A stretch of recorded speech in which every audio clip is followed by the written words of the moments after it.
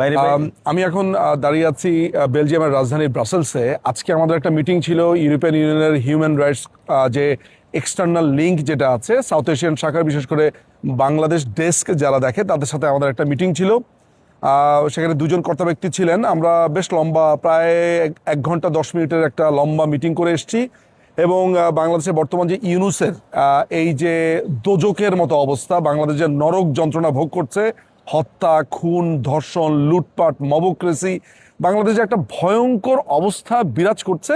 এই সমস্ত কিছু আমরা তাদের কাছে তুলে ধরেছি এবং আমরা তাদের কাছে প্রশ্ন করেছি যে ওয়েস্ট কি সামহাও ইউনুসকে এক ধরনের প্রিভিলেজ দিচ্ছে, এক ধরনের হেল্প করছে এই খুন খারাপি সমস্ত কিছুতে। এই যে ওয়েস্টের, এই যে ভলকার টুর্কের সরাসরি হস্তক্ষেপ, গোয়েন লুইস তাদের যে হস্তক্ষেপ, এগুলোর কারণ কি? এই যে নর্মস, রুলস, রেগুলেশন নানানভাবে ভায়োলেট করা হচ্ছে, এগুলোর কারণ কি? এগুলো আমরা জানতে চেয়েছি। আপনারা জানেন যে আমরা একটা রিভার্টাল তৈরি করেছি। ভলকার টুর্ক যে 114 পাতার রিপোর্ট বানিয়েছে, আপনারা জানেন যে এই বছরের ফেব্রুয়ারিতে সেটা একটা রিভার্টাল আমরা তৈরি করেছি ইন্টারন্যাশনাল ক্রাইমস রিসার্চ ফাউন্ডেশনের পক্ষ থেকে। সেটিও তাদের কাছে হ্যান্ড ওভার করেছি।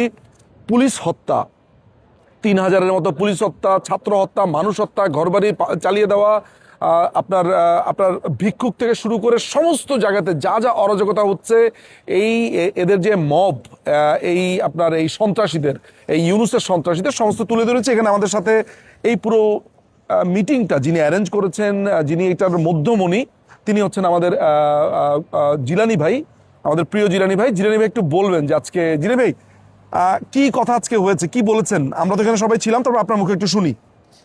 নিজুম ভাই, আজকে আমরা যে কথাগুলো ওদের কাছে তুলে ধরার জন্য চেষ্টা করেছি, বাংলাদেশের বর্তমান যে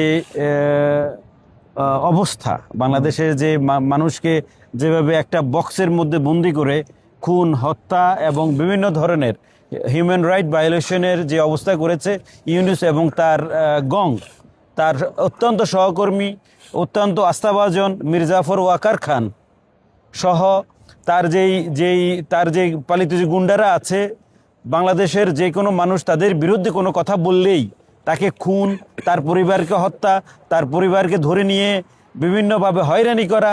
এবং বাংলাদেশের যে বর্তমানে, আগে আমরা শুনতাম বাংলাদেশে ফ্রিডম অফ স্পিচ ছিল, সেই ফ্রিডম অফ স্পিচ এখন আর নাই। মানুষ কথা বলতে পারে না, মানুষ ঘর থেকে বেরোতে পারে না, মানুষ বিভিন্নভাবে প্রতারিত হচ্ছে, বিভিন্নভাবে হয়রানি শিকার হচ্ছে। এইগুলো আমরা তুলে ধরার চেষ্টা করেছি। তারা আমাদের কথা সুন্দরভাবে শুনেছে এবং তারা এই সম্পর্কে কিছুই জানেন না।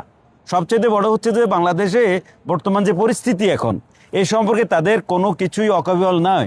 এই জিনিসগুলো আমরা তুলে ধরার চেষ্টা করেছি। তারা আমাদেরকে লম্বা সময় দিয়েছেন, আরও সময় দিবেন বলছেন। তারা বলছে যে নতুন কোনো আপডেট আসলে তোমরা জানাবো আমাদেরকে, আমরা এটা নিয়ে কথা বলবো এবং আমরা এটা নিয়ে যেখানে যেখানে যেই ইয়েতে কথা বলা দরকার সে কথাগুলো তারা আমাদেরকে আমাদেরকে সহযোগিতা করার সে আশ্বাস তারা দিয়েছে। তারা তো অলরেডি বলেছে যে সিভিল সোসাইটিদেরকে নিয়ে একটা মিটিংও করবে, সেখানে আমাদেরকে তারা নিবে এবং বাংলাদেশের হাই কমিশনারকে জানাবে এবং বাংলাদেশে তারা ডেলিগেট টিমও পাঠাবে যে যা যা গ্রেভ কনসার্ন তারা শুনতে পেয়েছে এটার ব্যাপারে তারা তদন্ত দলও পাঠাবে। এবং ইলেকশন নিয়েও তারা যথেষ্ট কনসার্ন বলে মনে হয়েছে যে এককভাবে তারা ইলেকশন করছে, আওয়ামী লীগকে ব্যান করছে, এগুলো সমস্ত নিয়ে। আমাদের সাথে এই মিটিং এর মধ্যে আমাদের যে নিশান ভাইও ছিলেন, উপস্থিত ছিলেন।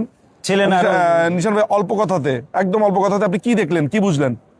আমরা যেটা দেখছি যে ওরা আমাদের বাংলাদেশ বিষয়ে, হ্যাঁ আপনি এই যে মাইক্রোফোনটা নেন, হ্যাঁ বলেন। ওরা আমাদের বাংলাদেশ বিষয়ে কোনো কিছু অবগত না।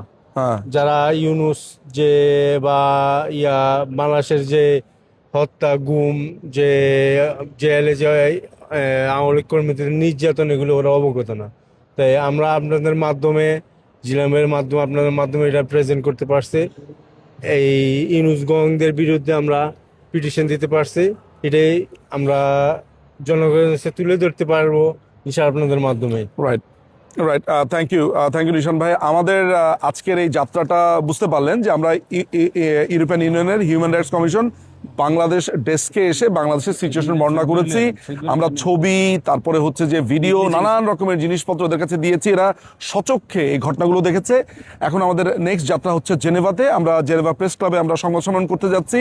বাংলাদেশে এই যে আন্তর্জাতিক অপরাধ ট্রাইব্যুনাল নামে যে একটা ভুয়া ট্রাইব্যুনাল তৈরি করে, এই যে ক্যাঙ্গারু ট্রাইব্যুনাল তৈরি করে মাননীয় প্রধানমন্ত্রীর এই যে বিচার খেলা, এগুলোর ব্যাপারে কথা বলতে, প্লাস হচ্ছে ইউনাইটেড নেশনসের যে হিউম্যান রাইটসের যে রিপোর্ট, সেটার একটা রিভার্টাল যে আমরা তৈরি করেছি।